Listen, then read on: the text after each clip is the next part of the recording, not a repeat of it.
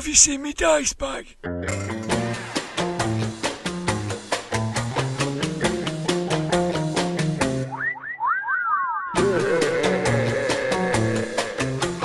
Grognard Files. Borag Thung. My name is Dirk the Dice, and this is the Grognard Files podcast, talking bobbins about tabletop RPGs from back in the day and today.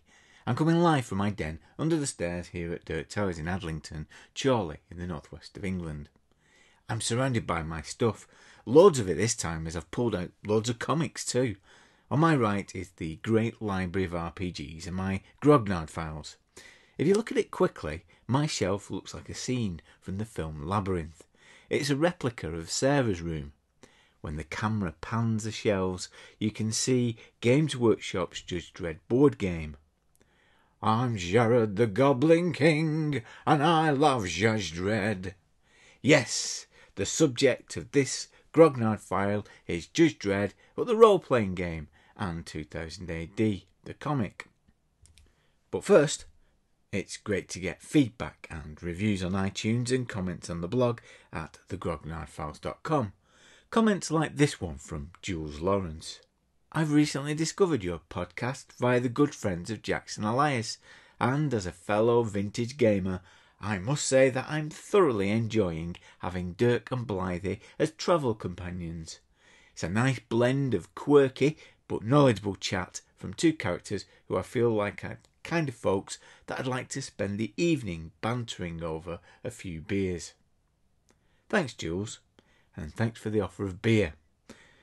Here on my left is my ridiculous homemade shrine to the actor Caroline Munro. I'll just give it a tap. Ah, she returns as Carla from Captain Kronos, the Vampire Hunter, a British film from the 70s that inspired a comic book adaptation in 2017. Zarjaz. This episode is all about 2000 AD, the galaxy's greatest comic, edited by the mighty Tharg, and its influence on our gaming back in the day. We'll also be looking back at the Games Workshop Judge Dredd role-playing game, released in 1985 to great acclaim. It remains a classic thanks to it being the early stages of game designer Rick Priestley's skirmish mechanics that would form the core of Warhammer Fantasy role-playing, which would follow in 1986. However, the most memorable aspect of the game is its atmosphere and supporting background material that was developed by this episode's special guest, Marc Gascoigne. Regular listeners will know that back in episode 14 we talked to Ian Marsh about fanzines and DragonLords. Marc was one of the editors. He went on to work at Games Workshop during its most productive RPG period in the mid-80s, working on licenses for RuneQuest, Paranoia and Call of Cthulhu, as well as developing a great board game line too, featuring Dungeon Quest, Talisman and the Fury of Dracula. We'll talk to him in the second part of this episode about his role in developing the Fighting Fantasy line and how he became an editor and publisher of a renown in the world of science fiction and fantasy. In this part, he talks about his time at Games Workshop and the creation of Judge Dredd RPG, after a brief potted history from me. It's been a revelation to go back to the White Dwarf issues of the period and revisit some of the well-written pieces that appeared in the magazine to promote it. @DailyDwarf from Twitter is a huge 2000 AD fan, and he's had great fun writing a couple of pieces for us. Joining me later will be the only lawman who refuses to wear a helmet, Judge Blythy, our resident rules lawyer. He joins me in the attic to look at some of our favourite stories from 2000 AD back in the day. On the 10th of February 2017, I'll be running a game of Judge Dredd RPG at Spaghetti Conjunction in Birmingham, and I'll be doing it again at the UK Games Expo in June. Better Living Through Chemistry that appears in the latest GROGZINE. It's a gift for patrons and the PDF is available now. I'll tell you more about it at the end. Okay, let's hit the streets. Be careful out there. Ramblers, let's get rambling. Potted history. There were 3 publications that were important to the armchair adventurers back in the day. White Dwarf, obviously. Starburst, the magazine of cinema and television fantasy that was published in the UK by Marvel. And we got a weekly blast of thrill power from the 2000 AD comic. It's interesting to note that all 3 titles are still in production. White Dwarf continues to promote Warhammer miniatures. Starburst was revived by geek chic entrepreneur and former lawyer Jordan Royce, who owns the wonderfully eccentric Fab Cafe in Manchester. And 2000 AD has grown with its audience and over the years has adapted to the changing tastes, and despite some ups and downs along the way, remains strong and influential comic to this day. It's more remarkable when you think of the context of its creation. It was born out of the fiercely competitive UK weekly comics market of the 1970s, where 2 major players, DC Thomson in Dundee, Scotland, and IPC, International Publishing Corporation in London, dominated the lucrative marketplace. It was a dog-eat-dog world where comics could be dropped by the publishers if the circulation dropped a little below 300,000 a week. 300,000 a week. Numbers like that are unimaginable today. In the early 70s, there was a changing of the old guard. The old order was being challenged by younger writers who were taking their inspiration from contemporary television and New Hollywood, rather than the rip-roaring pulps of the past. Pat Mills and John Wagner brought their edgy sensibilities to bear on Battle, the war comic, which was a hit but created controversy through its depiction of teenage rebellion and gory violence. When they were developing a new science fiction comic, it seemed obvious that it should have a cops and robbers strip. John Wagner had written One-Eyed Jack for Valiant, a story about a tough New York cop based on the Dirty Harry character made famous by Clint Eastwood. When it came to 2000 AD, he suggested pushing the idea into the near future and to challenge the objections of the morality of violence by creating a policeman who was dutifully following the letter of the law.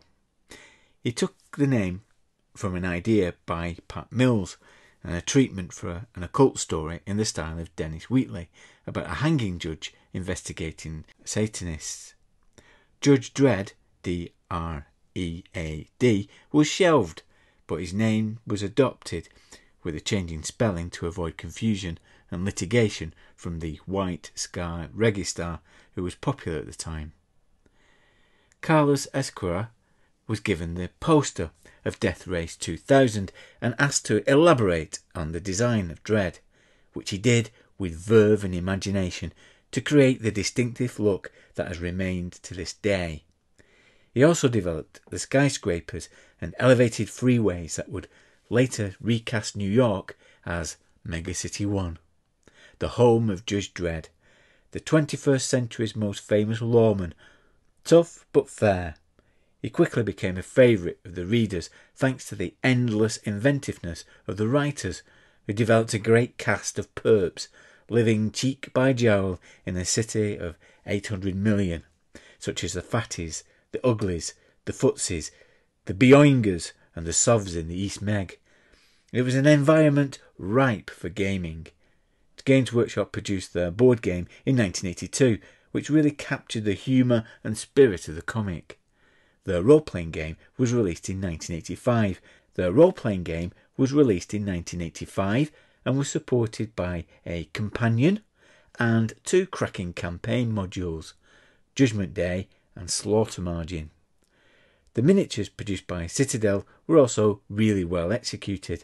There's some great perps in the collection, as well as Judge Dredd on and off his Lawmaster bike. At times it was promoted as a skirmish game, a companion to Warhammer 40,000.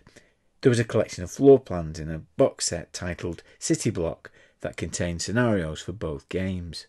Judge Dredd appeared in their catalogues until 1992.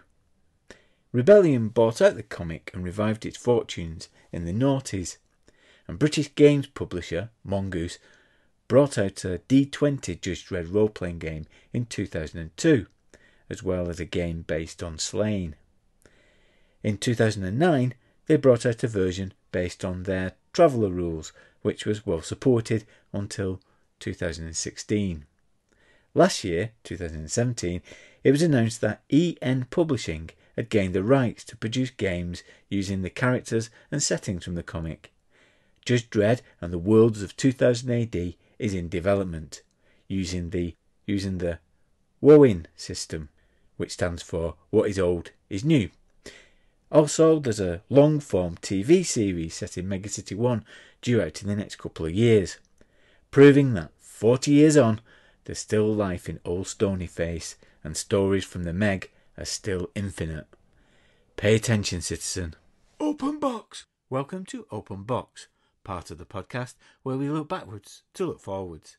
This time with our special guest, Marc Gascoigne, designer of the Judge Dredd role-playing game and publisher extraordinaire.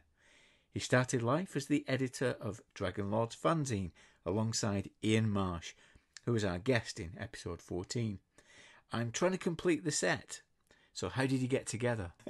I first met Ian Marsh when I was 11 Right. at grammar school in Ramsgate down in Kent. A lovely school, kind of a second division streamed grammar. We still had the 11 plus back then. And I think on Thanet, the Isle of Thanet down at their end, I think they do still stream them actually, bizarrely.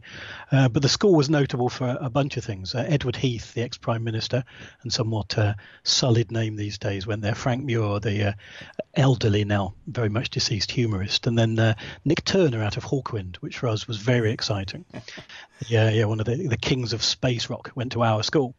And then all of a sudden, all these gamers, basically assembled by the Sword and Sorcery Society, run by a couple of slightly elder lads who'd been playing Napoleonic war games, and then turned up with some minifigs, mythical Earth figures, which are basically knockoff Lord of the Rings figures. It was obvious that white-haired wizard on horse was obviously Gandalf, and cowled wraith on pterodactyl was obviously a Nazgul, and so on. And we all snapped up those and started to play with some homemade rules, which I've still got in a little notebook somewhere, and they're all like roll 3 dice, and if you get 3 6s everyone dies. It's not super sophisticated stuff, and we'd played those to our heart's content after school for a couple of hours every Thursday evening, occasional quizzes based mostly on a deep reading of Lord of the Rings. And I wanted an orc army, and I bought them off a fellow member of the club, which was Mr. Marsh, and thus the years continued until role playing came along. Well, the very first glimmerings of it, we actually read about it. This was Ian, myself, and a couple of other friends. A guy called Jeff Steigel, who was in my year, and a slightly younger lad called Mike Lewis, whose name obviously pops up with DragonLords. He was the third part of our triumvirate, who eventually went on to found the fanzine. And we read in, I think, either Military Modelling or Battle for Wargamers magazine about this amazing game.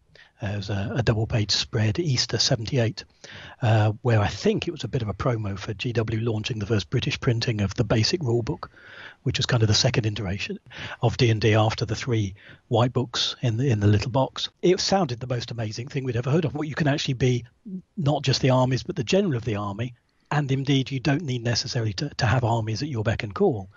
And you can go off and do stuff that's far more like crawling through the mines of Moria or Fafhrd and the Grey Mouser adventures than the tabletop stuff we'd been doing. And indeed, we invented our first role-play rules and characters before we got our hands on any rule books. Later that year, across the summer holidays, Mike managed to get a copy of the first Chivalry and Sorcery rulebook, which was a revelation, not just because it gave us the tools at last, but also because it was about 8,000 pages long, and rolling up a character took the whole of a Thursday evening session at the Sword and Sorcery Society. And often because they had an experience system built in where you would roll effectively for what you did each year of your life until you became the age that you could become an adventurer, there was a good chance you were going to die somewhere through the character creation process. On the other hand, it also meant that in all the gaps between games, you gained a few experience points from your daily life.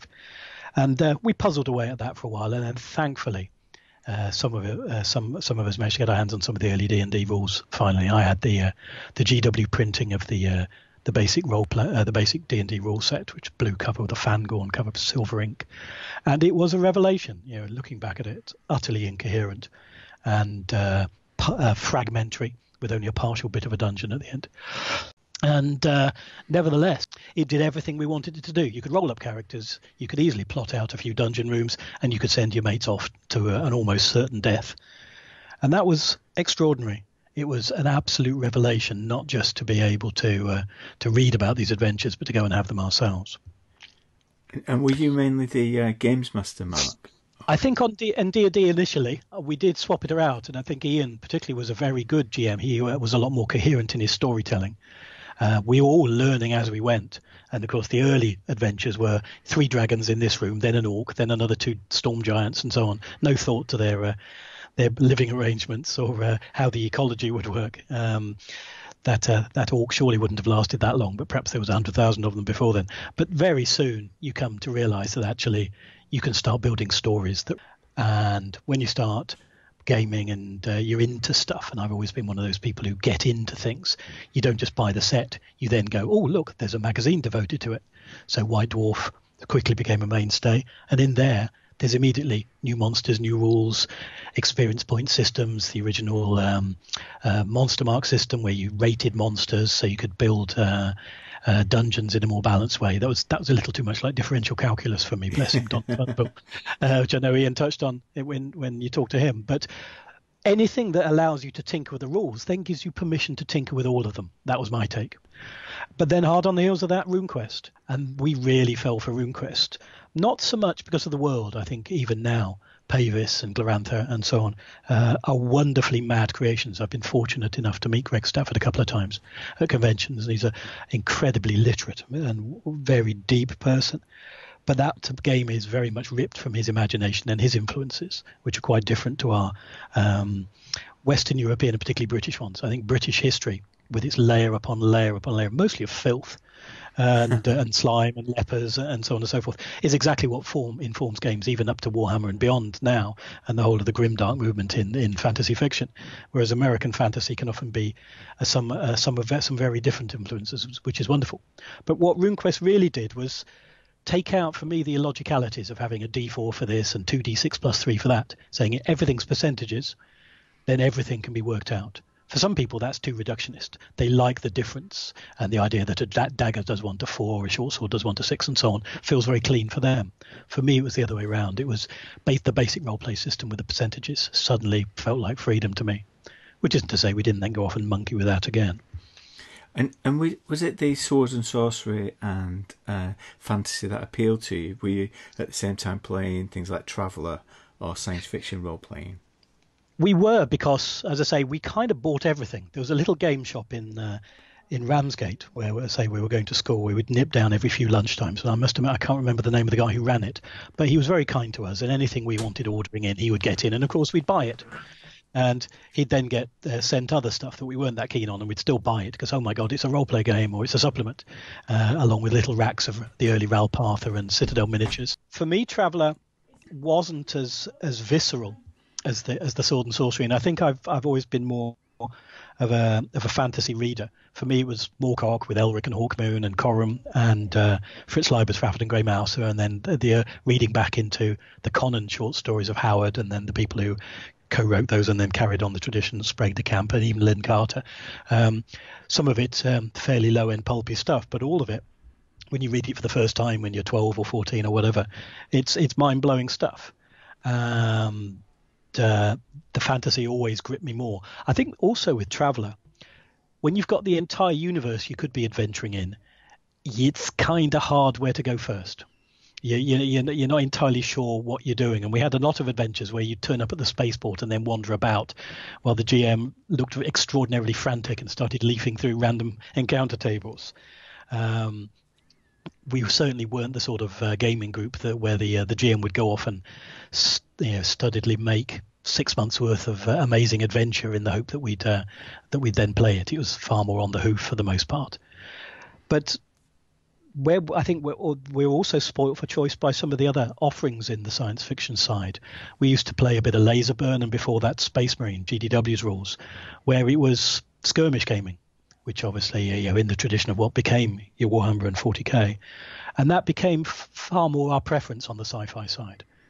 But then, of course, we're also spoiled for choice because some of the early fantasy games coming out, whether it was your Mystic Caves, the random geomorph game where you go down and discover wandering monsters and hopefully turn up treasures, but also more sophisticated offerings like Divine Right, an early TSR board game that had a lot of elements almost like a fighting fantasy game where you get to different squares and roll on D12 tables for what turned up. And it had a real narrative style to it that we found was particularly funny, frankly.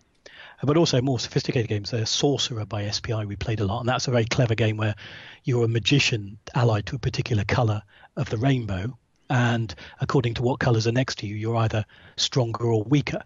And we kept playing that with our Mike all summer until we realised he lost every game, and someone blurted out, "Oh my God, it's not like you're colourblind or something, is it, mate?" Whereupon he revealed he actually was, and had been working with all these different grey squares trying to work out which one was stronger than the others, bless him.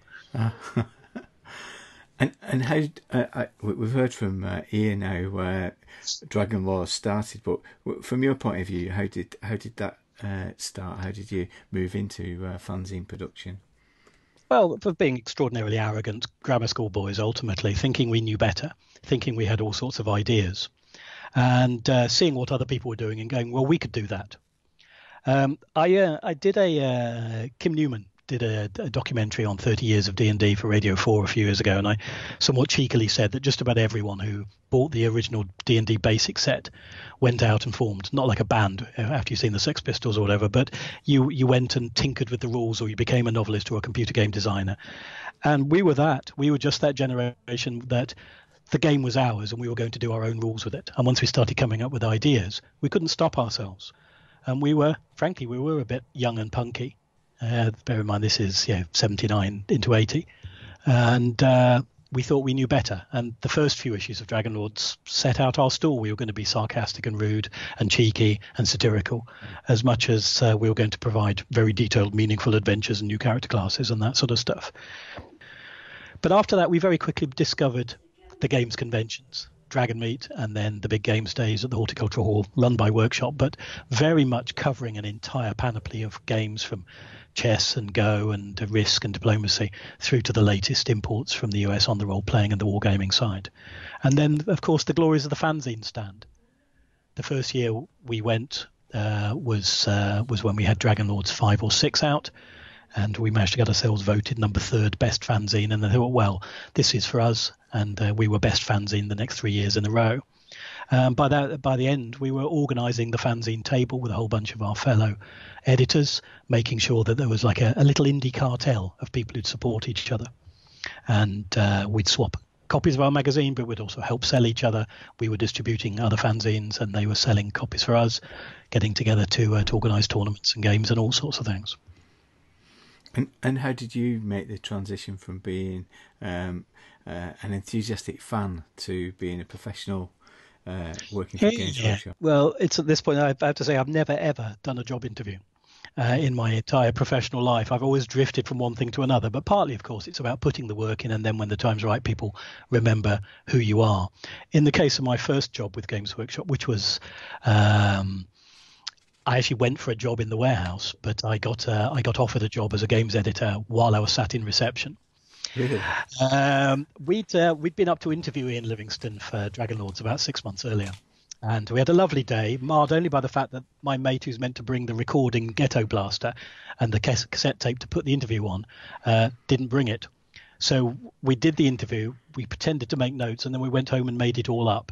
Yeah, it happens to the best of us, that. Yeah. Which Mr. Livingstone was most bemused by. We were, let's say, at Games Days particularly, we were winding him and Steve Jackson up quite terribly with various silly stunts of one form or another, but also doing cute stuff in our for our second Games Day. We did the Games Day game where you went round with a Games Centre promotional bag, which is what they used to give out to you on the way in, collecting various items. And it was very much like a simple go round the track, collect things game. But we managed to stump up a little bit more money and did it in a colour board and so on. And for 50p with a free board game, we flogged a lot of those. But Ian remembered all of these. And Ian had joined Workshop to work in the warehouse and had been lured up to be the assistant editor on White Dwarf under Jamie Thompson. And thus there was a role going in the warehouse. I'd actually gone to work for the aforementioned Game Centre toy store across the tail end of '83. They went bankrupt and closed down just on New Year's Eve '83. And when Ian got poached up, he's like, come on, mate, there's a job going in the warehouse replacing me. So I went over. But as I say, I was sitting in reception just filling in the application form, and Ian wandered past, did a comedy double take, said, who let you in? Security, security, ha ha ha. Always a funny guy, bless him, curly perm and all. And he said, well, once you've done talking to Stuart about the warehouse job, come and see me, because I think I may have an editorial position that's just come up. And it really was as simple as that. Joe Deaver had been decided to go off and write his Lone Wolf books full time. And I have to say at this point, after the success of Warlock at Firetop Mountain for Stephen Ian, they were incredibly generous. They were approached by all the children's publishers to do Firetop Mountain copies, and so they could jump on the bandwagon. Or did you know anyone who also writes these things? And of course they did, because they had a whole design team full of them. So in no short order, Joe Deaver and Jamie Thompson and his ally Dave Morris, and then John Sutherland and Min Smith and various other folks ended up writing the first wave of British paperback game books. And so Joe had gone off to do all of this, and there was a bunch of projects hoving to, including some board games, working with Albie Fury, the wonderful Albie Fury, and this new Judge Dredd game that they were planning. They'd done the board game to some success, and it's still a great, cute little game, a great icebreaker game, particularly for younger players. And famous, of course, where Judge Death can be arrested for littering. That's part of the fun, isn't it? Yeah. While it's not accurate, anyone who plays it and goes, ha ha ha, I've just caught Death for littering or whatever, that becomes something you talk about and you remember that. Yeah. And that while it's not entirely accurate, actually it's a comic book, so occasionally these mad twists should be part of that sort of game. Exactly. Plenty of more serious games. So Ian actually passed over 25, 30 pages of fairly closely typed game rules for a skirmish game based on the Dredd IP, and said, I'll give you 20 minutes, and then if you can just do me a little report on what you do to this to turn it into a full RPG. And that's what I did. I sat in his office while he went and had a cup of tea and wandered around pretending to be interested in what folks were doing, and came back and I said, well, it's missing this, it's missing that. I think some of the character development system doesn't add enough speciality for side judges, and they just done the Exorcist division, and I'd read that one in the last few weeks, so I mentioned those guys. Yeah, perhaps that's more for a companion later, but there's a whole raft of things to do on the IP side, the world. But then also in terms of the rules, I think we can do with something for car chases, we can do with something for investigation and the forensics division, and then psychers and so on. And pretty much before my eyes, it grew from a skirmish game, pretty much based on what the foundations of Warhammer became, because that was what Rick was also working on, of course, up at Workshop or Citadel up in Nottingham at the time, into a full RPG. Of course, I then went kind of mad. And we went down to IPC. We borrowed a copy of every single issue of 2000 AD ever published, got some advanced scripts, and proceeded to turn one of the books into this vast world book, where until the very night before we went to print in '85, I was lobbing in things from that week's prog into the very changing things here and there. But it wasn't all just diving into it and just producing it as a game. It had to work, and that was tough, because I wasn't, while I was a tinkler on their variant RuneQuest and variant D&D, I was never the sort of person who would create an entire gaming system. And I think Ian tells a story about me not really being able to make the initiative system work. So Ian managed to work out some stuff that we then play tested over the desk in the office. The office, incidentally, was myself, Ian, and Jamie Thompson at the time. I say the legendary laggardly dwarf editor, bless him. And the fact that Ian and I had known each other since the very start of secondary school, he didn't stand a chance, Jamie, bless him. So many ridiculous pranks. Ian's propensity for building stronger and stronger catapults and siege engines out of office supplies pretty much came to a head when he managed to shoot a foot-long steel ruler through the air conditioning unit using a series of elastic bands. We had to stop that. So just talk about this. So we've got an idea of how it started. So how did the development of the game and how was it received? Was it a hit on its first release? It very much was, and it took a long time to create. I wasn't helped by the fact that the guys had thought, well, Mark's coming in, he's going to co-write this. He's going to take Rick's game system and develop an RPG around it, and then they're going to play test it and develop it, and then they're going to they typeset it, lay it out, and they'll start planning for supplements and so on. But they hadn't thought about how that was going to happen. There were 2 typesetters within the workshop studio, but this is the days pre-DTP, so there's no Apple Macs or anything around. Not even old Amstrads. This is with Linotronic machines, where a White Dwarf article, for example, would be typed up, double-spaced, marked up, and then laid out in strips that would then be assembled using hot wax on paper. And then the illustrations would be photographed and stuck on, and then those sheets would go off to the printers. And if there's colour printing, that had to be done on a tracing paper overlay. So it was labour intensive. There were 2 folks doing this already all day long, so there was no typesetting time. But they cleverly found that the Linotronic machine had a device you could enter text into, like a little remote server. So I'd sit there and type it in, which was all very well, but it was only a data entry. It wasn't like a word processor. I was just typing the words in. So eventually I realized I had to go and ask Steve Jackson for an electric typewriter and go back to first principles. But that was 3 months in. So basically the first 3 months was me reading an awful lot of copies of 2000 AD, hard I know, making all sorts of notes in pencil and paper and writing it all out longhand and then typing it in, realizing that I was creating this text, but if there's any spelling mistakes in it, it'll have to be done again. Steve and Ian are obviously unhappy because they'd spent quite a lot of money on this expensive bit of useless kit. But eventually we got to the point where we had typed up manuscripts. But I would then stay behind after work 3 or 4 nights a week and learn to typeset. And the wonderful, blessed Albie Fury would take me through the principles of doing very early typesetting, where you pick you'd plot the dimensions of where your first line's going to start and the extent of it on an XY grid. You'd pick the point sizes and the fonts through using a whole succession of numeric codes. You'd tell them to turn it on, turn it off, and so on. Quite a bit more complicated than these days. About 9 months in, I was starting to get these galleys, so they finally hired another graphic design type, Mark Bentham, to come in and start laying it out. Which was both fortunate and unfortunate. Unfortunate because there wasn't actually enough of a game for him to lay out as yet, so he'd lay bits out and then we'd have to do it again because I wrote another bit or say, oh God, initiative rules, as I said, we have to lob those in. So actually he ended up subbing on White Dwarf and working on the early bits of Golden Heroes and mail order flyers and advertising and games day programs and so on. So a lot of it was purely technical, and this whole part of it served me in great stead later on. And these days I am still a bit of a graphic designer type, along with various other roles at Angry Robot, my science fiction line.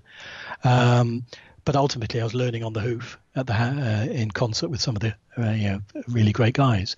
But it was another pioneer experience. So a bit like doing the fanzine. Yeah, we don't know how to make a little magazine. We'll just learn on the job. And this was much the same thing. But it did mean we were missing deadline after deadline. And I think the initial thought was, we'll just bang it out. It could be out in 6 months. But in the end, it was about 14 months. No, but it was only a couple of staffers, so it wasn't super costly. And when it came out, they blew through the first print run at that Games Day. Wow! It's with the two books and the double-sided sheet with the Shuggy Hall and the little card standees. It was actually at that point suddenly a really impressive thing. And I'm told at the time it was the best-selling British RPG, but you have to remember there weren't many other RPGs solely produced in the UK at that time. The rules for Thane Tostig or the early Laserburn rules were barely comparable to it, bless them. And how closely did IPC monitor the IP at that point? Did they have approval on it? They couldn't give us stuff. Really? It was hilarious. They were in all sorts of things were occupying them. Let's put it like this. We went and had a couple of good chats with Steve McManus, who was the then Tharg, and he was very supportive and told us some upcoming plot lines, as I said. And then we did manage to borrow all sorts of original artwork, which we were then scanning in and photographing to drop into the game. And that was all groovy.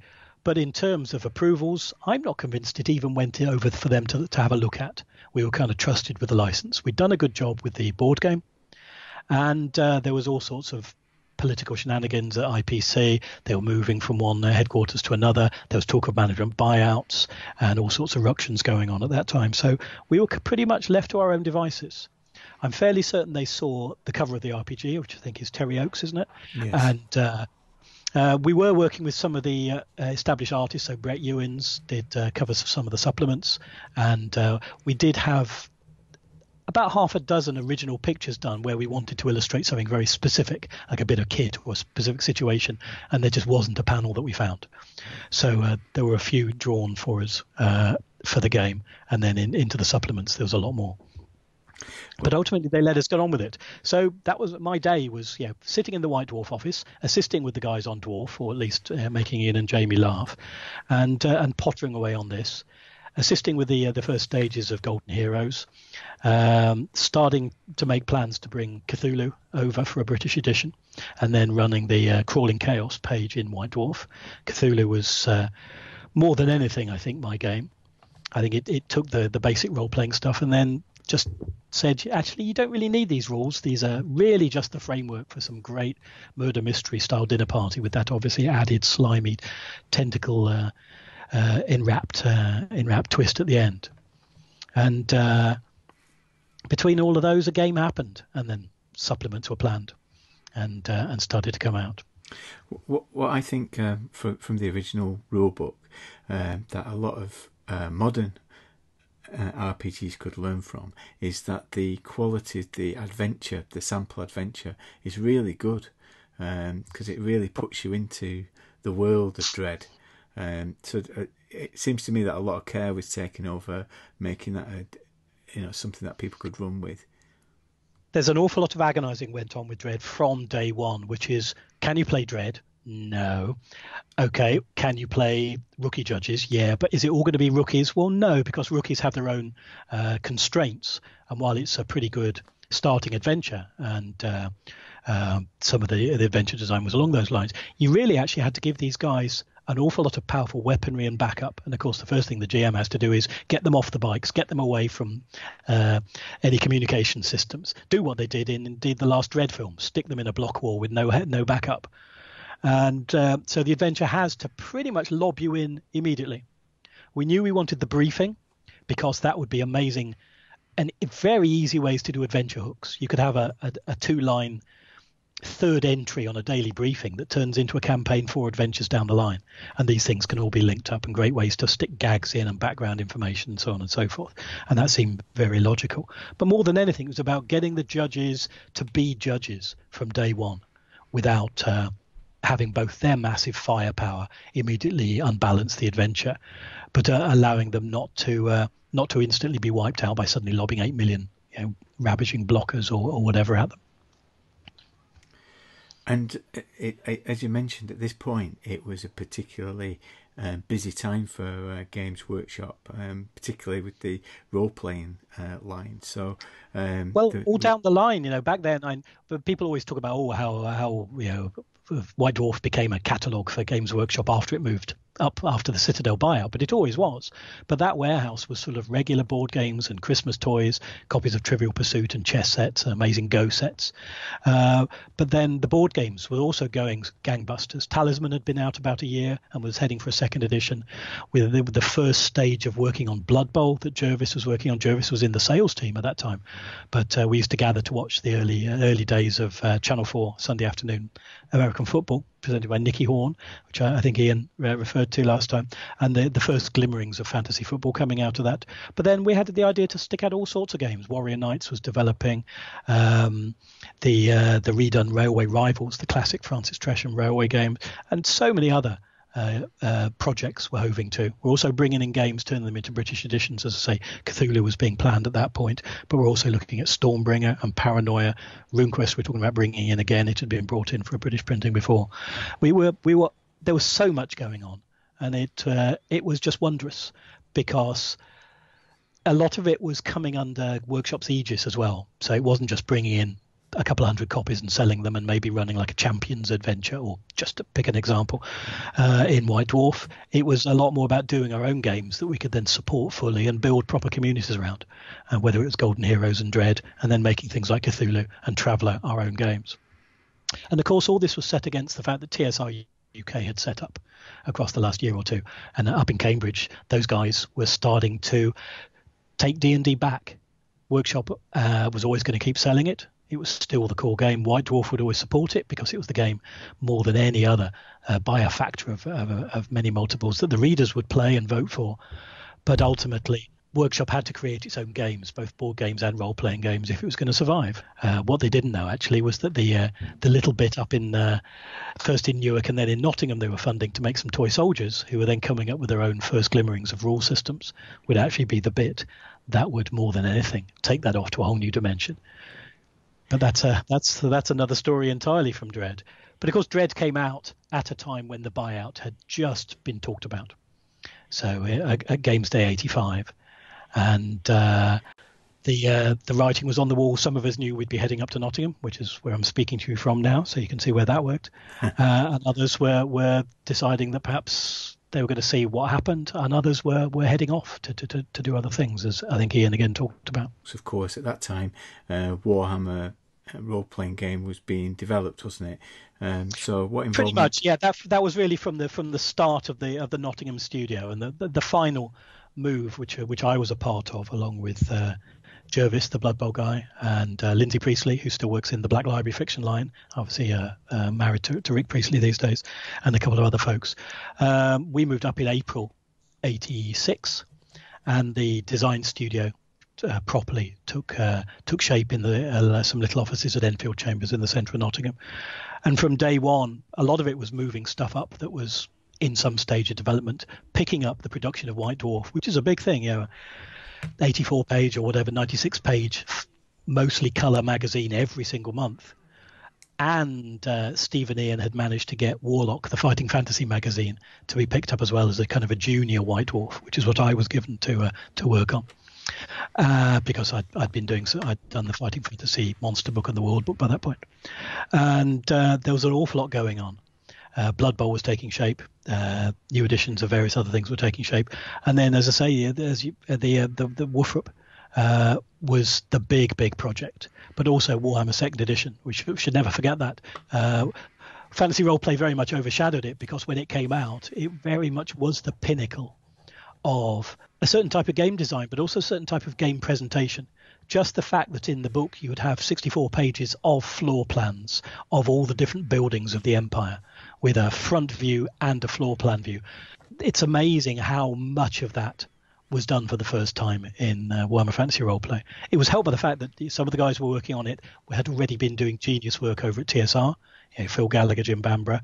We then had Graham Davis, who'd been writing stuff for White Dwarf and Imagine, Carl Sargent coming in as a freelancer, Paul Coburn moving over as a games editor, who I worked alongside, again from Imagine, and then Steve Hand, another maverick game designer, and just an absolute top-class team who had seen what was the pinnacle of incredible production values as well as great game design with the latest iterations of Advanced D&D, and took it further, but certainly captured the atmosphere.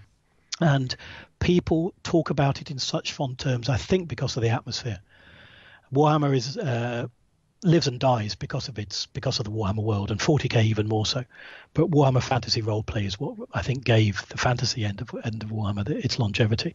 That, as I said earlier, that European feel where there's vast amounts of decay and filth and disease and religious cults, and almost that millennial fever of people scourging themselves in the streets and hanging each other off giant wheels. Hieronymus Bosch approach to fantasy, rather than D&D Fantasyland with a Renaissance fair where everyone wears those cute little leather boots that fold down, and there's an evil necromancer living in the next village. Well, if he's an evil necromancer, how's he managed to get away with living in the next village for 40 years?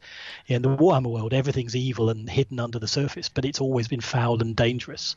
You don't go in the woods after dark in the Warhammer world. You certainly don't read out with your jolly adventurers in a D&D setting. In a recent game, it concluded with somebody getting a stiletto driven through their eye. So, sounds a perfect conclusion to a Woofrup game. Yeah.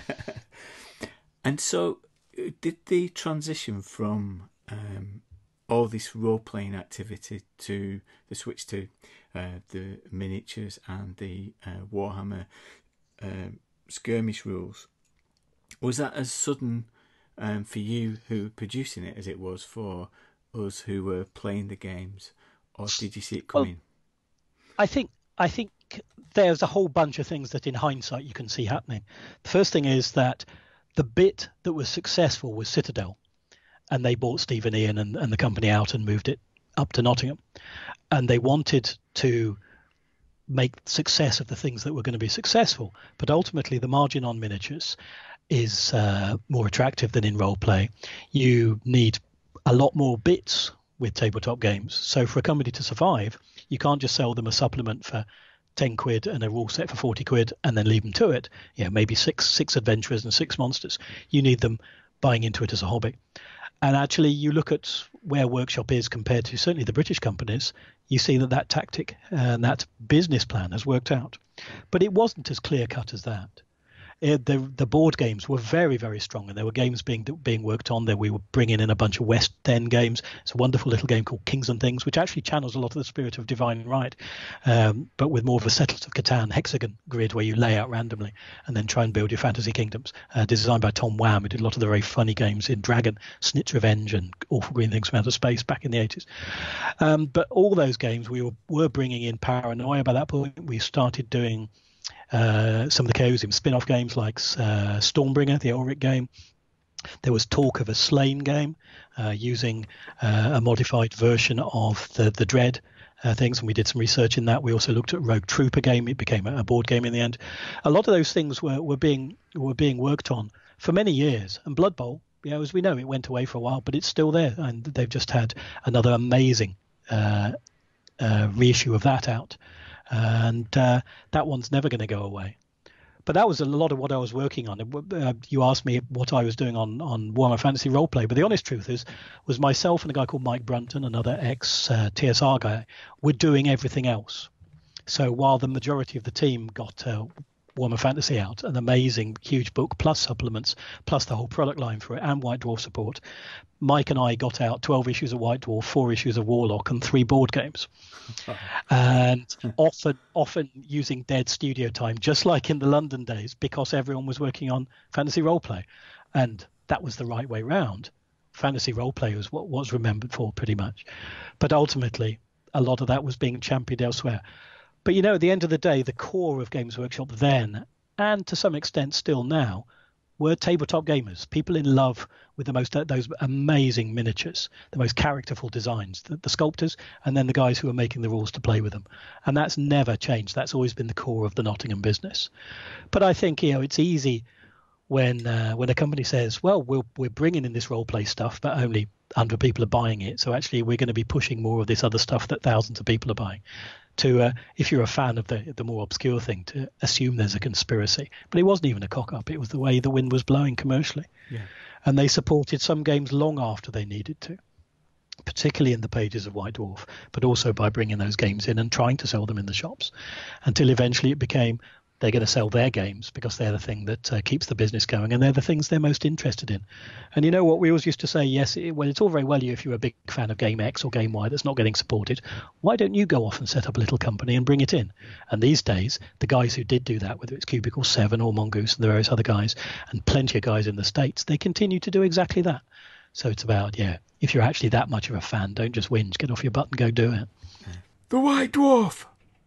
White Dwarf's adventures in the megacity. Dredd would make an ideal subject for a game, but how? Should it be a role-playing game or a board game?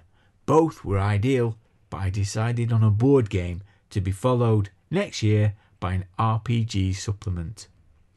So said the godfather of British gaming, Ian Livingstone, in his article on the Judge Dredd board game in White Dwarf 36. Well, okay, I would have preferred an RPG, but as it turned out, the Judge Dredd board game was a bit of a classic, with a stunning Brian Bolland box art, a beautiful painted board by Ian Gibson, and cards featuring art from the progs by Mike Mahone, Brian Bolland, Ron Smith and others. It looked fantastic. The gameplay was great too. The cards gave a high degree of replayability, and Ian Livingstone captured the mixture of action and humour in the Dredd strip really effectively. and who could resist a bit of impromptu role-playing during a game? Think, Angel? That's the last month's gum wrapper you drop on the pedwalk, creep. You're doing 6 months in the cubes. Yes, the Judge Dredd board game would do very nicely until we had an RPG. After all, we only had a year to wait. Well, 1983 came and went, but no Judge Dredd RPG. Same for 1984. At least this meant we were getting more than an RPG supplement, I suppose. 1985, well, right at the tail end of the year, it finally appeared. Opening White Dwarf 73 and turning to the open box, holy cramola, there it was. A review of the Judge Dredd role-playing game from Marc Gascoigne and Rick Priestley. And the reviewer was none other than Jason Kingsley, who would go on to found Rebellion, the video game company. The very same Rebellion that would later rescue 2000 AD from the late 90s doldrums by buying it from the publishers Egmont. It's a funny world, isn't it? Anyway, the important thing was that Judge Dredd RPG was a Games Workshop product and so would bound to get good coverage in White Dwarf, right? Well, it took a few issues, but from issues 76 to 96, numerous articles and scenarios were published. Of course, many of us didn't realise it at the time, but this was also the Vancian end of times of RPGs in White Dwarf. Still, the Judge Dredd RPG took full advantage of its chance to shine in the feeble rays of that dying sun. The articles. That first article was hotly anticipated, by me at least. What aspect of the crazy, high-octane place of Megacity 1 would be covered, I wondered. Something to add real adrenaline rush to those initial games as the judges took to the streets, no doubt. Well, the answer was budgeting and accountancy. In Your Book, in issue 76, Marcus Rowland took an in-depth look at the Justice Department's accounts division and how they could hinder and sometimes help the players. Reading this back recently, I think Marcus's tongue was very firmly planted into his cheek when he wrote this, and to be fair, he did supply a few interesting adventure hooks, with some input from Terry Pratchett no less.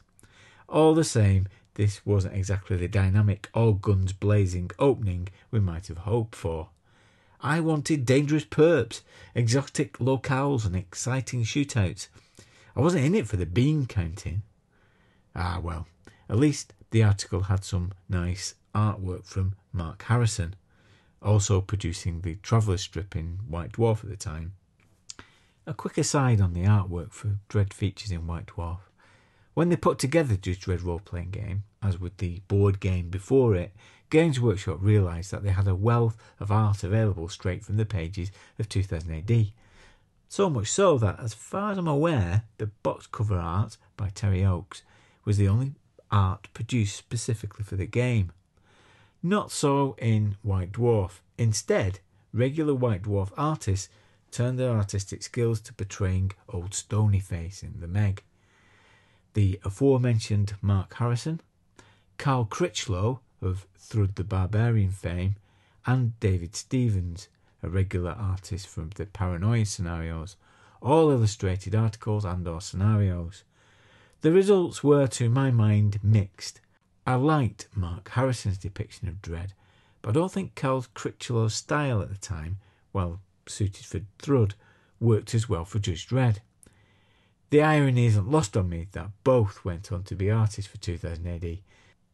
My favourite art came with one of Hugh Tynan's scenarios and was provided by the late, great Brett Ewins. Looking at it now, it's a poignant reminder of how much he's missed from the pages of 2000 AD. More articles appeared as the Judge Dredd RPG firmly established itself in the pages of the magazine.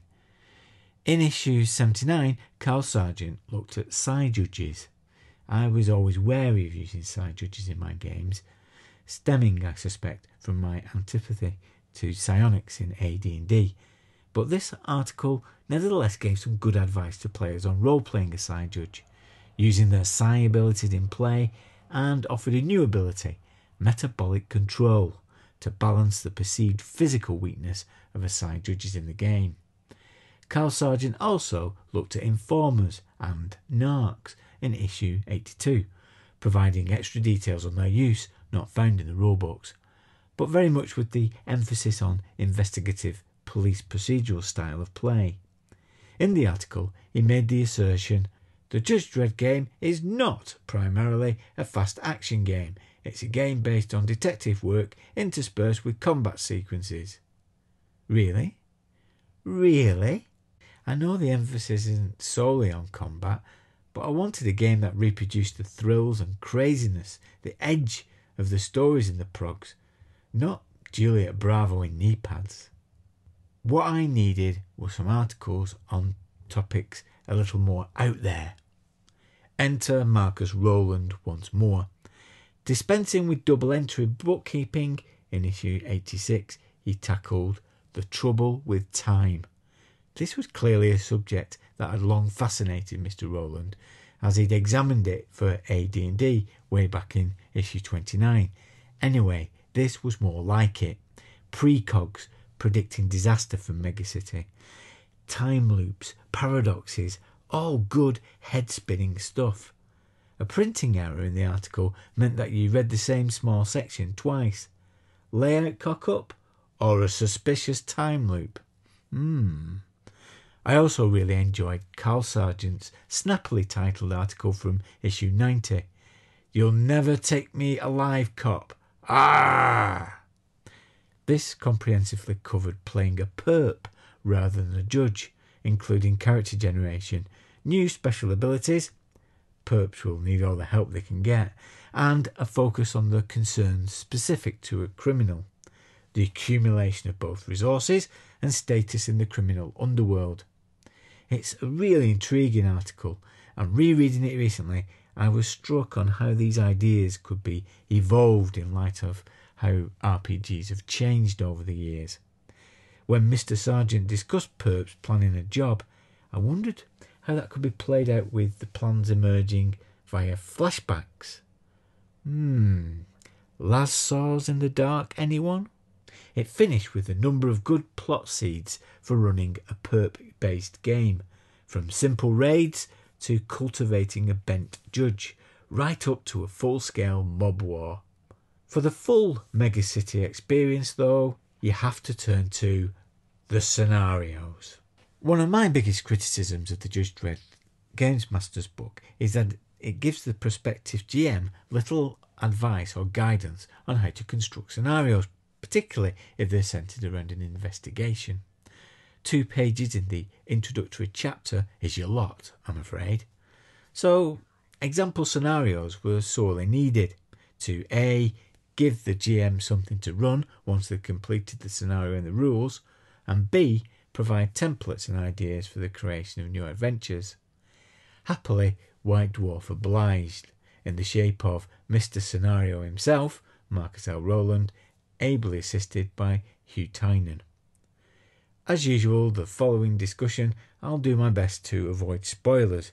I'll also focus on the full-length scenarios rather than the plot outlines that were published in a few issues.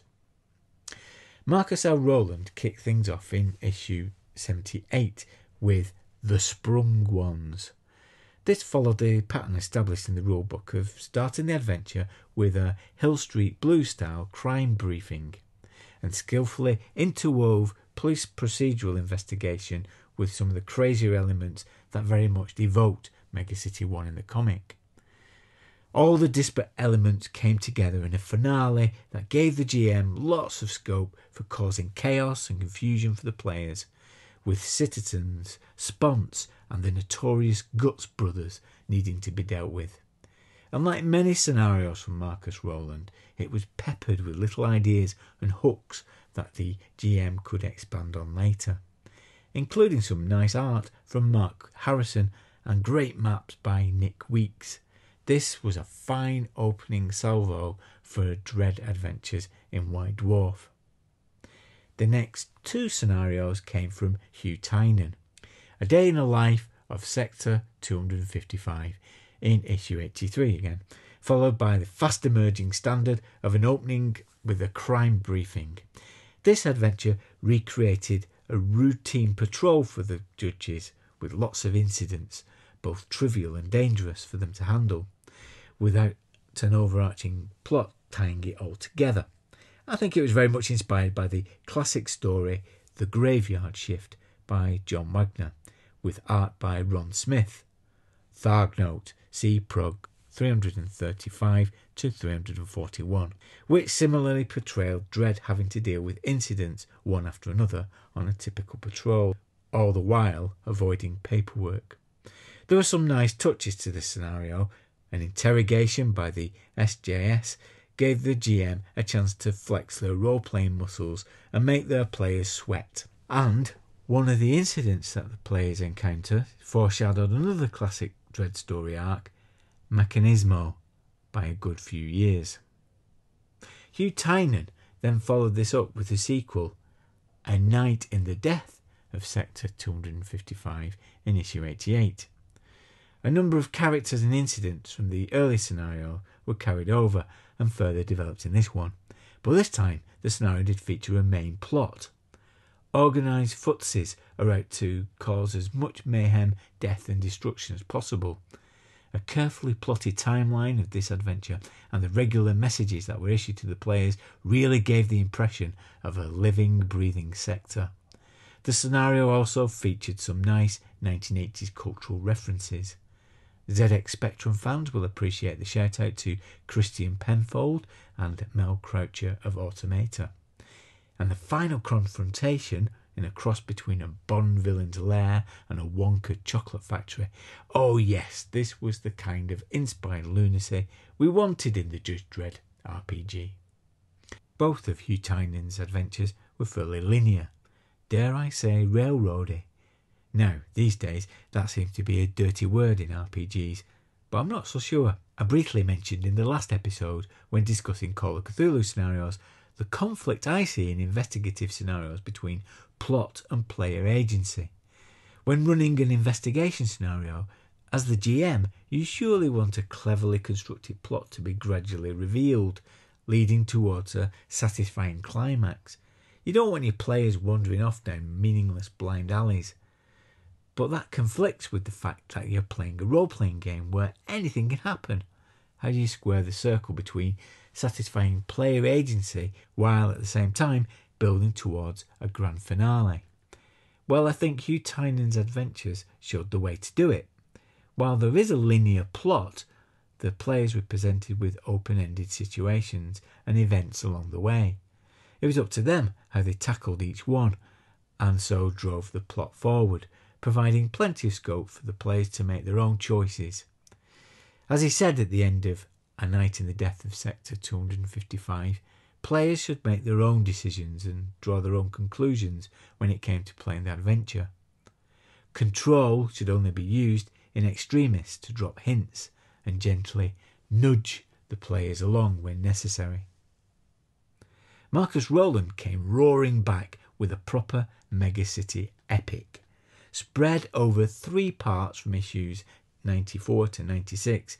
To Live and Die in Megacity 1 was his swan song in the pages of White Dwarf, and it was epic not only in length but also in scope, something of a Judge Dredd's greatest hits package, drawing inspiration from a number of famous Judge Dredd stories. The main thrust of the plot was the continuation of a certain acclaimed time-travelling tale from 2000 AD. No spoilers, remember? But there are also echoes of both Cursed Earth and Blockmania in the adventure. Ambitious games masters could even run the scenario with 2 separate teams of players. Shades of Amber to Red from all those years ago. Part 1 had very much set the scene, with a number of disparate events and problems thrown at the players as things escalated. The plot gradually emerged. Marcus's humour was well to the fore. You won't be surprised to learn that Judge's Fodder and Cop It didn't make it, and I can't help feeling that the footsie named Chaos Spiky Bits was Marcus Rowland's comment on the direction which Games Workshop was heading. Add in the city death unit going postal, serial killer, a major industrial accident, and this part alone was more than enough to keep a team of judges occupied. But Marcus was only just getting started. Part 2 opened with the SJS interrogation of the team. Clearly, White Dwarf scenario writers liked the idea of the Games Master turning up the heat on the players. Before the judges embarked on a trip through a raging radstorm into the nuked south of Megacity 1, needing to locate an abandoned Susan vault. Susan? Suspended animation. Keep up, citizen. Marcus Rowland was at the top of his game here, with lots of effective description that created a great atmospheric location. The main threat in this part of the scenario brought to mind the Robot Rebellion, a classic from the early days of 2000 AD, and put the players in a good deal of danger. But hey, there were compensations. The players got to drive a Land Cruiser Killdozer combination last seen in the Cursed Earth, and who wouldn't want to do that? For me, this was the best part of the whole adventure. The setting was novel, the mission exciting, and with communications down due to the storm, the players had to rely on each other's skills and ingenuity without any backup from control. And so to part 3. The beginning was a bit exposition heavy and talky, with the judges just as bystanders. It did feature a cameo from a certain blonde female side judge though. Steady on now, lads. The action quickly ramped up to a big finale against a big baddie. This final confrontation is very evocative and certainly a very tough battle for the player characters. Marcus Rowland provided 3 possible endings, chucking in a head-scratching time paradoxes with abandon to provide a satisfying conclusion to the adventure, no matter how that final conflict played out for the judges. Taking all 3 parts together, it was one hell of an adventure and fitting sign-off for the one, the only Marcus L. Rowland. And then, well, unfortunately, that was it. No more Dredd in White Dwarf. A real shame.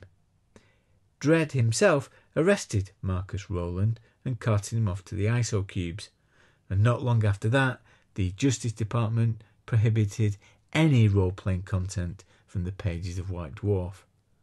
The RPG era was over. Drock it! Attack! Welcome to the lofty heights of the loft here at Dirk Towers, the location of our archives, where we delve deep into our past with some of our stored artifacts from the past to help illuminate our discussions. And coming through the hatch, we've got Judge Blythy. Hello, Blythy. Hello, Dirk. You okay there? So here we are in the loft of Dirk Towers. Now, of course, 2000 AD used to say that King's Reach Tower was a Tharg spaceship. It was, wasn't it? Yeah. It was a ridiculous idea. They take us for fools, believe it. That they lived in some kind of tower. Tharg, man in a rubber mask, wasn't it? At the end of our street lived our first employer. Yes, Bernard, the newsagent. And we used to deliver newspapers, didn't we, for him? Otherwise known as Rasputin. Yeah. He looked a bit like Rasputin. Well, he didn't look like Rasputin. If you see a picture of Rasputin, he didn't look like Rasputin. For some reason, we christened him Rasputin, didn't we? Yeah, because he was bald and had a beard. He was bald and he had like a pointy beard. He looked more like William Shakespeare. He did. But for some reason, we called him Rasputin. I don't know why. And why I bring Bernard into this is because he was very influential in my formative years, because he used to be a science fiction enthusiast, and my family never were. And he was the one who I used to go whilst he was numbering the papers, putting numbers on, putting house numbers on, and we'd talk about the space shuttle and the Voyager missions. And he'd allow me to leaf through some of the magazines at the time. I think it was on Insight, and it was collectible parts. And allowed you to leaf through the magazines without saying, "Are you going to buy that?" Yeah, I just look at it all day. Exactly, and I think he was the one who actually gave me my first copies of Asimov. He had a real keen interest. And I think what that reminds me of is at that time, beginning of the 80s, there was a belief with the space shuttle and everything that would be our future. Well, it was space would be our future. The space was the future because we'd invented a spaceship that could come back. It could come back. It wasn't like a rocket that fell apart and you parachuted back in a little landing. Came back, didn't it? The space shuttle. And what's that thing? You thought, this is it now. We've cracked it. Yeah. It's only a matter of years before we've got a Millennium Falcon, an X-wing fighter, just going up and back from the moon, and you can have your holiday on the moon. That's what we thought. I remember watching the first space shuttle launch, and it was amazing.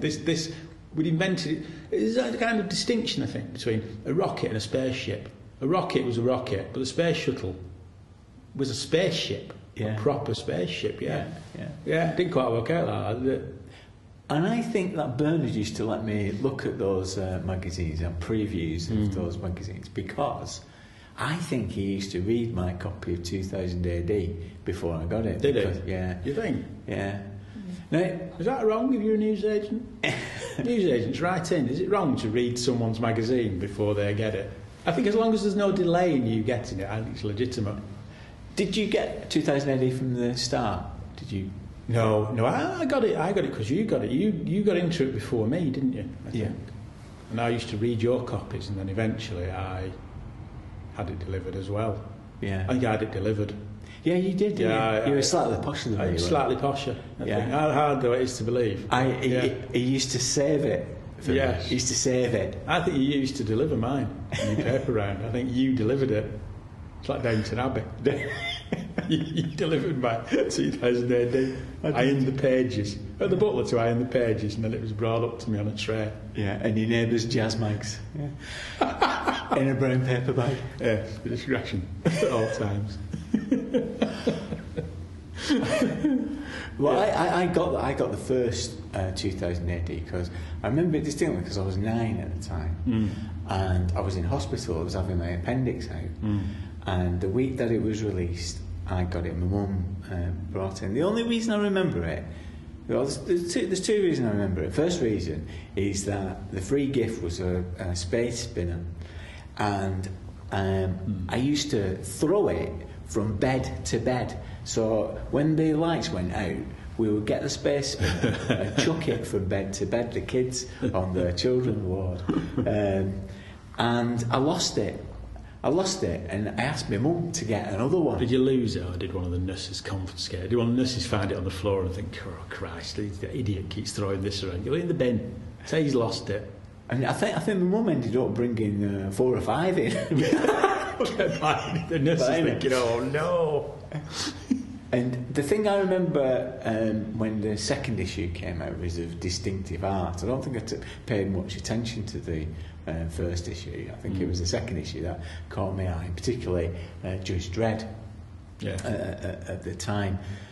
But I must be honest, I don't think I was a regular reader of it until the early 80s, and I think I started reading it around the time that the Judge Death second. Yes. And I think I remember reading those at your house, and then soon after kind of getting it regularly. We both started getting it regularly. Yeah. Because I think it was that strange thing, wasn't it? I have quite vivid memories. This may paint me in a bad light, but I have vivid memories of the school library having the science fiction books. But when you were sort of, even primary school had a few science fiction books knocking around. But when you were sort of 10, 11 years old, you like the idea of science fiction books because you like Star Wars and I like Doctor Who and what have you. But whenever you read them, they weren't quite what you wanted at that age, were they? No. Because they were a bit more cerebral, a bit more... Lacking in action, yeah. You essentially at that age, when you were sort of 10 years old, you wanted a gunfight, you wanted a blaster fight, didn't you, like Star Wars? And of course, read some Brian Aldiss, and that's not always giving you, No. Well, that's not a criticism of him, of course. It's just that's not what they're doing, is it? Hans Gasimov isn't doing that. I think 2000 AD filled that vacuum, didn't it? It gave us a kind of readily accessible science fiction stories. I say science fiction, science fantasy, I suppose, really, aren't they? Well, action, adventure. They're action, they're adventure, and that's what you wanted at that age. And it filled that vacuum, didn't it? That you couldn't quite get from science fiction books because you couldn't.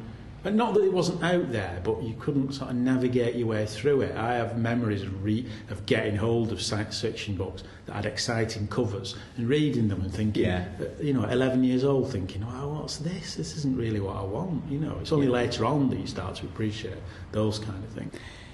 Let's talk about games and Judge Dredd in particular. So I'm going to open the box on this. Now, this is a game that I got, but I don't think you played, did you? No, I don't think I think you and Eddie had a few games. I didn't play it for one reason or another. I had the board game. Yeah, they released the board on. Game, didn't they? Well before the role-playing game. But no, I never played the role-playing game. So the board game was more of a card-based game, wasn't it? Where you went through Mega City 1. And you had to arrest perps. You turned over cards, I think, and arrested a perp, and you turned over another card for the crime. Yes. So, judge death for littering. Yeah, that was kind of crazy thing. Yeah. That's the famous thing that everybody quotes. But in essence, it worked really well, didn't it? It was quite good fun collecting the perps and the cards. And designed by Ian Livingstone. And the Judge Dredd role-playing game came much later, and I think at that time there were other distractions, and I think it was harder for us to get together in those later time. See, to me, it's a perfect combination, Dredd and role-playing, because in improvised radio theatre with dice, another podcast, other podcasts. Others do exist. Yeah. Okay. I've taken from what Roger and Mike say. So what Mike always says, Mike Cool, is that for a new game to succeed, it has to pass a couple of tests. And the first one is for the players. The players need to understand who they are in the world, and what they need to do, in a sentence. Yes. Yeah. If it takes any more than that, you've lost them. Yeah, you don't quite know what you're doing. Yeah. And the other one that they have, the Improv Rad test. You see what I've done there? Improv Rad. Yeah. The Improv Rad test, the next thing that they need to do is you've got to be able to list at least 6 scenarios off the top of your head that you could run. Yeah. And I think that's where Judge Dredd works perfectly, because as a judge, you know what your motivations are. Why you're talking to me now? What do you mean as a judge, as in Judge Dredd? Because I don't know what my motivations are. Sorry, been flippant. Yeah, you've been dreading this as well. Been dreading it, yeah. This judge has been dreading it.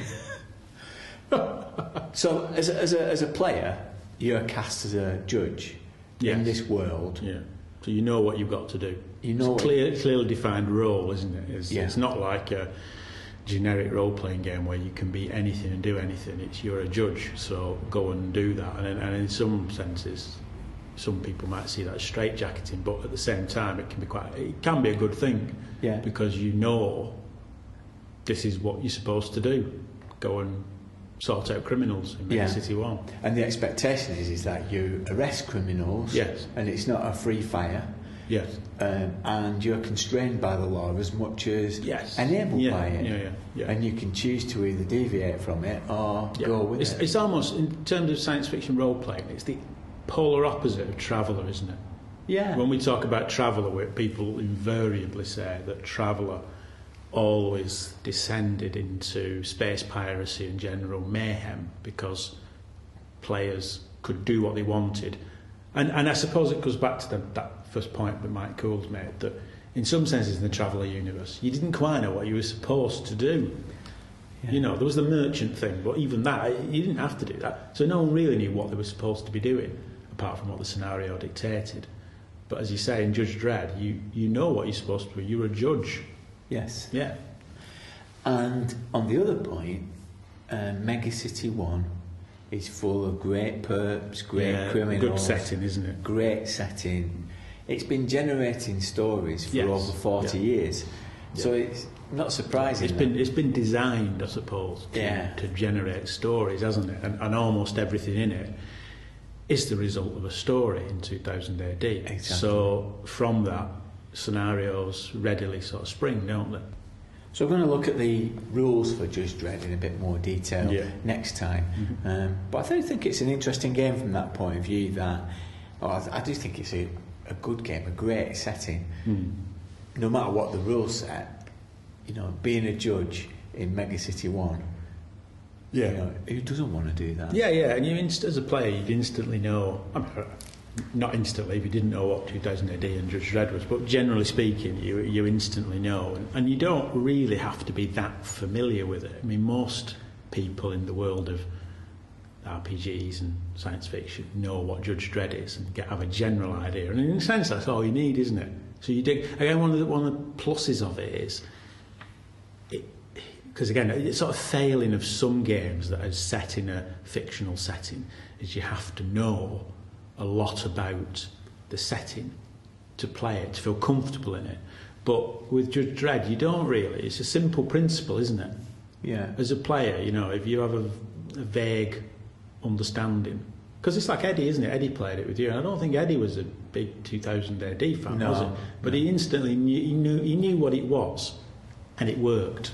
Yes. You don't need a huge amount of knowledge about, you know. I think it suits us as well because it's mission based. Yeah. A bit sandboxy because, you know, it's Hill Street Blues. You know, you're given a patrol briefing every morning. You can choose your route through it, but it's based on action. Yeah. And it's got a bit of a sense of humour about it. Well, yeah, there is that. There's that. It does, doesn't it? Yeah. Let's go and bust the Stooky Glanders.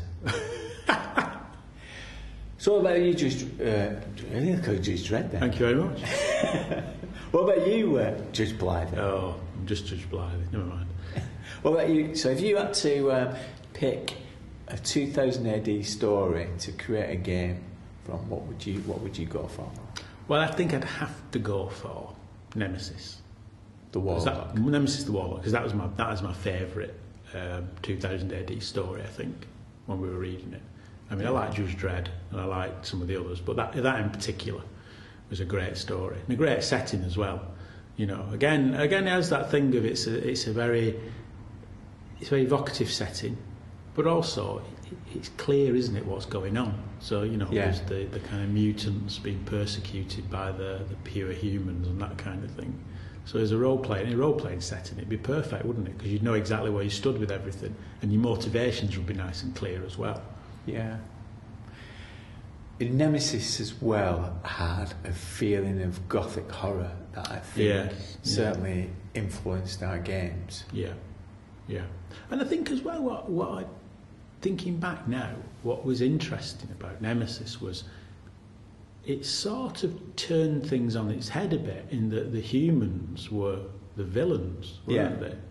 And the weird mutant alien things were the victims, and so you were tempted to side with them, which again,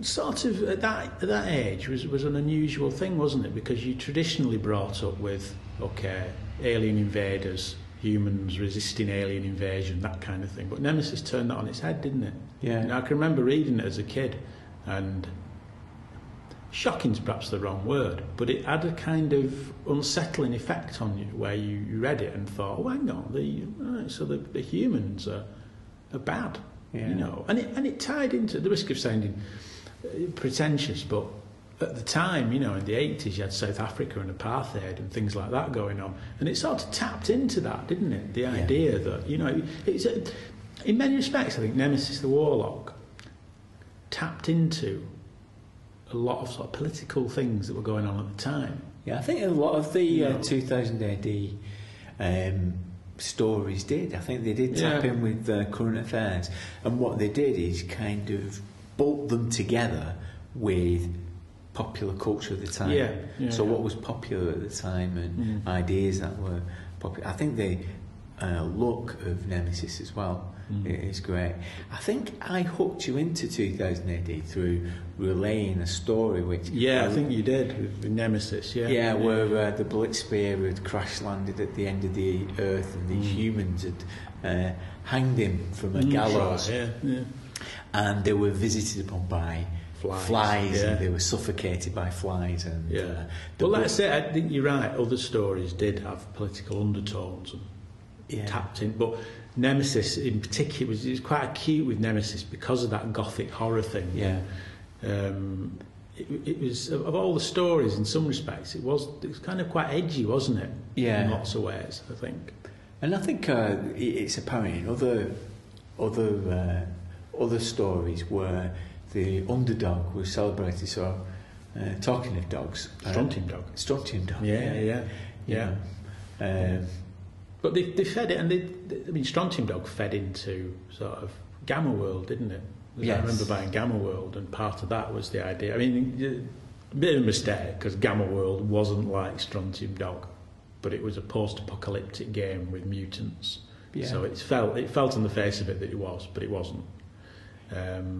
Mongoose actually produced a supplement written by Lawrence Whitaker of Mythras fame, which is pretty good actually, because it does do that thing of creating a world very easily, and it uses the traveller mechanics, but you can see how bounty hunting is a good way of delivering stories. Kind of classic role-playing thing, isn't it, being a bounty hunter? Go and fetch this man, go and fetch them, dead or alive. Well, the thing I was thinking of more was Meltdown Man, which was a story that I loved. And I know that there were mixed feelings amongst the 2000 AD staff about it, but I loved it because that was Planet of the Apes turned on its head. So what was it called? SAS. That's the thing. So SAS was a big thing in the early 80s, wasn't it? Everybody wanted, if you were a kid... the SAS, Who Dares Wins, Lewis Collins and the Iranian Embassy. Iranian Embassy Siege, the SAS kind of... People didn't really know who they were until then, did they? And then, so, I mean, they've been around for donkey's years, haven't they? But people didn't know who they were until the Iranian Embassy Siege, and then suddenly everyone wanted to join the SAS. So the protagonist of Meltdown Man was an SAS guy, Nick Stone, who was, because of some strange nuclear explosion... It's always a strange nuclear explosion, isn't it, that creates mutations. It doesn't quite work like that. It's blasted into the future where it's to a time where animals have been genetically modified. That's right, to be servants of humans. You can have a giant badger serving you breakfast. What's that, like a nightmare, isn't it, that? But the striking thing about it was the Bernardini artwork of the animals. And I used to go to the library and I used to copy the pictures. That was a bit more Gamma Worldy, wasn't it? Because Gamma World had that, didn't it? It had animals that mutated into like human traits, wouldn't it? But again, it's that thing with nuclear war seems to blast people into the future, give people powerful mutations, and have talking rabbits.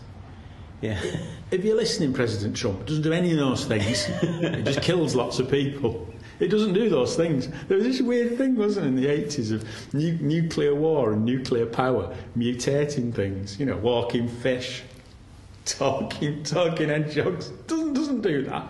Go to Hiroshima, they're not got talking hedgehogs. It's just devastation and death. Anyway, there you go. The other strip that Bernardini famously illustrated was Ace Trucking. Ace Trucking again took something that was popular, CB radio, and put it in space with Bart the Garp. Or is it Garp the Barp? I don't know, one or the other. Pencil-headed... GBH wasn't the big thing, GBH. And Feet the Freak. But that informed our games of Traveller, didn't it? Ace Trucking. Because I can remember, going back to what I said earlier, when we Traveller, that sense of what are you supposed to do with it, because it's not Star Wars, and there was that idea of being a trader, wasn't there? And that seemed boring until we read Ace Trucking and thought, Ace Trucking is about them being like a space haulage firm, and there were lots of stories that came out of that, so that fed into Traveller quite strongly, I think. I remember the ones about the ferocious mercenaries who were in deep freeze, who defrosted. Thawed out. Yeah. What's not to like about that? Absolutely, yeah. But it made, I do remember, because I think on the back of Ace Trucking we did a traveller campaign. A traveller campaign where you were a merchant. Yeah. And it wasn't like Ace Trucking in terms of the characters, but the principles of it were the same. That you realised you could have cargoes that were dangerous or problematic and build stories out of that. Whereas on the face of it, initially, being a trader in space seemed dull. But Ace Trucking kind of taught us a lesson. That great big frozen icebergs being hauled through space to desert planets. Yeah, stuff like that. There was all sorts of interesting cargo that created problems. So Ace Trucking was good. And it had its own lingo, didn't it? It did. It had its own. They developed their own CB radio. It wasn't the same as CB radio, but it was the same kind of thing. And I always remember there was a cut out and keep booklet. Do you remember, of all the slang? Yeah. Which it did tied into that teenage boy thing, didn't it? That you develop your own language that no one else understands. By far my favourite strip was the Mean Arena. 2000 AD was always full of future sports. Back in the day, and you wouldn't believe it to look at me, but I was never very sporty. Hard to believe. Yeah. But I found it. It's easy to say that in a podcast. If people could see you, it wouldn't be. It's not hard to believe. So very easy to believe. And there was something attractive about Mean Arena because it was like Roy of the Rovers, but with violence and death. So the premise of Mean Arena is that they would clear streets of a town in the UK, and it'd be called street football, and two teams would pit across this deserted town. Yes. And score goals using the ball. It had echoes of the film Rollerball, didn't it? Yeah, Rollerball. It echoes of Rollerball with James Hunger Cameron. Games. There was that kind of thing. That kind of thing. And I liked it a lot because of this idea of locality. And they actually went out to people and said, design your own team. And I think the Salford Slicers worked, didn't they? Yeah. Penzance Pirates. Actually, so readers' suggestions. And I spent months coming up with the Bolton Bolters. And they never did it. Nor did they do my Tharg the Mighty as Uncle Joe from an Uncle Joe's mint bar. Can't do that either. They're missing the trick. They were fools. But it got me thinking when I was rereading Mean Arena, because the whole thing of it, that it wasn't particularly the game that got me. I got into the idea of Matt Talon's story of his brother being killed and him trying to understand why he was killed and what the conspiracy was behind it. It was a really good story. It really stood up. And Steve Dillon's art, nobody wanted to illustrate it, apparently. Steve Dillon did it. Well, it worked, didn't it? Because obviously it's supposedly about sport, but obviously it has the one advantage that the disadvantage of sport has is you don't have to watch the sport. It's a comic strip. A bit like Roy of the Rovers. I mean, that was all right as a comic strip because you didn't have to watch a match of football for 90 minutes. You just watched 25 minutes. I was thinking that you could hack Blades in the Dark to do a Mean Arena. Treat the games like heists. Have downtime, manage your factions. I can see that coming now. That's coming, isn't it? So it's lined up for us this year. See factions become a team. You can do that, and it'd be like championship street football, going around the streets of the UK. That's great. I'm going to do that. I'm going to do that. The bolts dug up.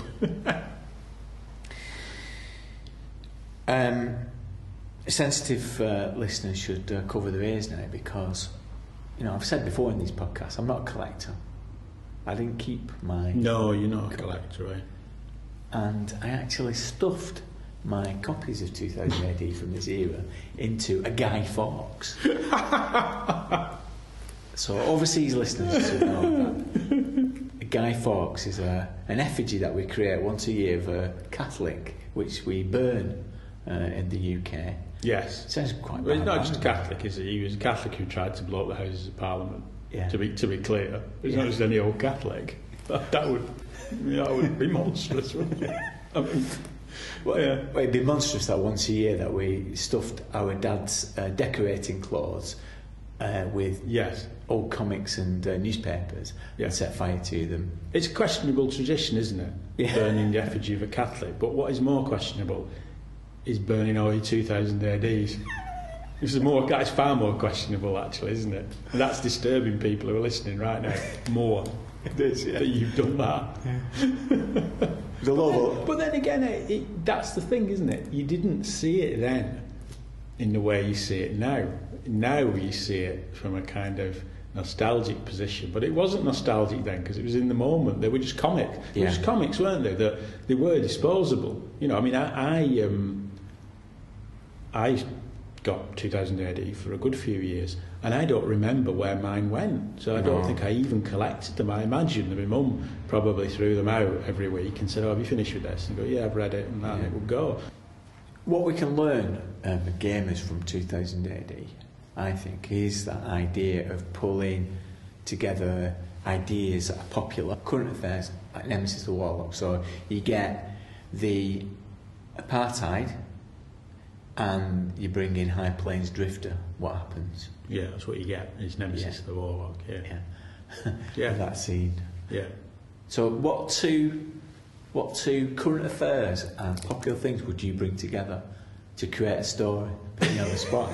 You put me on the spot. Well, I think Mega City 1 being run by a belly-wheeled, blonde-haired madman, and the judges feeling compromised by his rule. What about AI? So there's AI to Alexa. My kids have had an Alexa. Have you seen those? Yeah. So the Alexas are popular and AI is popular. What would you bring together with that? What's popular in the media? Paddington meets AI. An AI bear. AI bear. Is that your idea for a story? 2000 AD. No, for a We're game. better off with the Uncle Joe's Mintball Farg. Paddington AI, artificial intelligence bear. Yeah. What, like a bear that wanders around? Is it post-apocalyptic?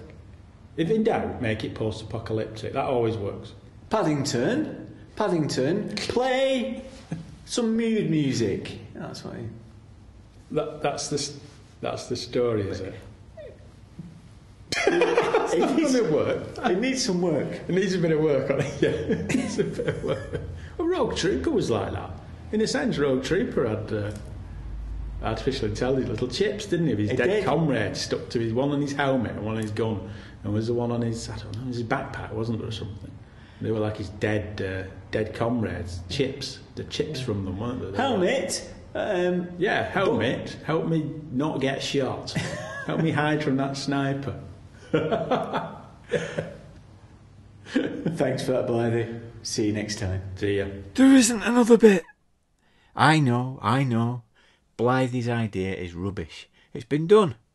The judges didn't get where they are today without overthrowing President Robert L. Booth and getting rid of democracy. I didn't have the heart to tell him. Whereas my idea of a bear with artificial intelligence, well, it has legs. Raddington, the only bear on the MFI death list. Play is the thing, and we have plenty of games to look forward to. I mentioned Spaghetti Conjunction on the 10th of February, where I'll be running Judge Dredd, but we've also hit another Patreon goal. In April, we'll be running an online virtual GROGMEET for patrons, hosted by some of the GROGMEET Games Masters. More details will follow. The podcast will always be free, but the tips dropped into the beret every month by the Squawks Deck Groggo encourage us to continue. They cover the costs and help us to develop other projects. If you join now, the PDF of the 2 GROGZINEs and the 2 volumes of The Complete Daily Dwarf are available to you. You'll also have chance to communicate with other like-minded players to start up your own online games. Thank you to those who joined in November and December of 2017, including Arjun Poutsma, Matthew Thompson, Kevin Mantle and Angus at the $1 level. Thank you very much for your support. At the $3.50 level we have Adam Alexander, Martin Cookson, Howard Bishop and Keith Nelson, as well as the Esoteric Order of Role Players, who are an actual play podcast. RuneQuest fans should seek out the Gringles Pawn Shop programme. Thanks to you all. For those patrons who contribute $5 a month, we like to roll on a table and generate a virtual gift from the subject under discussion. This time they're getting a spell in the ISO cubes for misdemeanours. First up on the perp list is Kiha, formerly of Dissecting Worlds, a podcast that retired in November of 2017. Well, the devil makes work and all that. He's on the charge sheet for cheeking a judge. 6 months for him. Stephen Ray, well, he's been found in possession of Stooky pills. 1 year without pills. Thomas Powell, he's been found illegal beoinging. R in a circle. 20 years for you, creep. Floritz Grabunde for all of your support. Next time, Marc Gascoigne returns to tell more tales of his adventures in gaming and publishing, and Daily Dwarf enthuses over 2000 AD, and Judge Blythy turns his rules lawyer gaze over the rules for Judge Dredd. Until then, splundig ver thrig, amigos!